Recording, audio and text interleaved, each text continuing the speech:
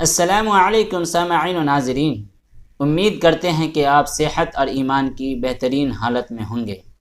آج ہم آپ کے سامنے قرآنی واقعات کا واقعہ نمبر 3 پیش کرنے جا رہے ہیں۔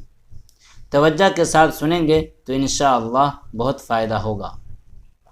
آج ہمارا عنوان ہے انشاءاللہ چھوڑنے کا نقصان۔ حضرت سلیمان علیہ السلام کی 99 بیویاں تھیں۔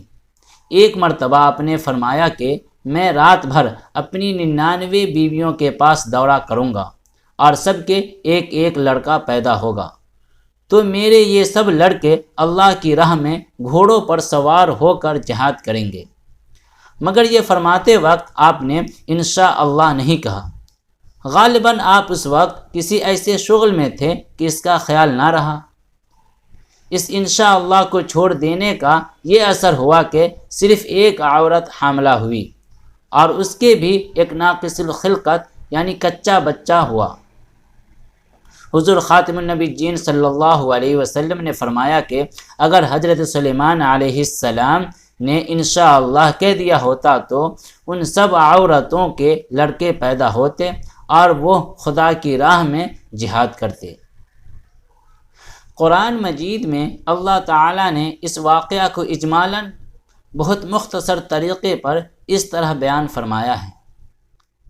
وَلَقَدْ فَتَنَّا سُلَيْمَانَ وَأَلْقَيْنَا عَلَى كُرْسِيِّهِ جَسَدًا ثُمَّ أَنَابَ قَالَ رَبِّ اغْفِرْ لِي وَهَبْ لِي مُلْكًا لَا يَنبَغِي لِأَحَدٍ من بعدی انک انت الوہاب۔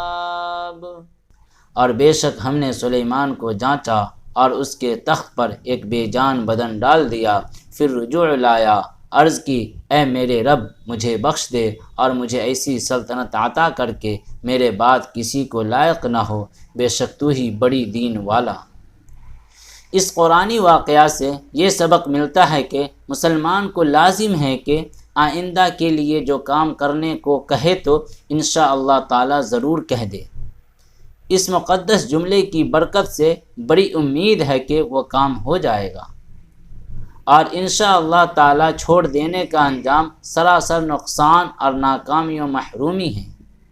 غور کیجئے کہ حضرت سلیمان علیہ السلام جو خداوند قدوس کے پیارے نبی اور بے مثال بادشاہ بھی ہیں، مگر انہوں نے لاشعوری طور پر انشاءاللہ تعالی کہنا چھوڑ دیا تو ان کا مقصد جو اعلیٰ درجے کی عبادت تھی پورا نہیں ہوا، اور وہ اس بات پر نہایت رنجیدہ ہو کر خدا کے طرف رجوع ہوئے اور اپنی مغفرت کی دعا مانگنے لگے۔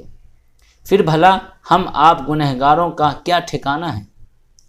اگر ہم آپ انشاءاللہ تعالی کہنا چھوڑ دیں گے تو بھلا کس طرح اپنے مقصد میں کامیاب ہوں گے؟ لہٰذا انشاءاللہ تعالی کہنا ضرور یاد رکھیے، کیونکہ اللہ تعالی نے ہمارے رسول مقبول حضور خاتم النبیین صلی اللہ علیہ وسلم کو قرآن مجید میں بڑی تاکید کے ساتھ یہ حکم دیا کہ آئندہ کے لیے جو کام بھی کرنے کو کہیے تو ضرور انشاءاللہ تعالی کہہ لیجیے۔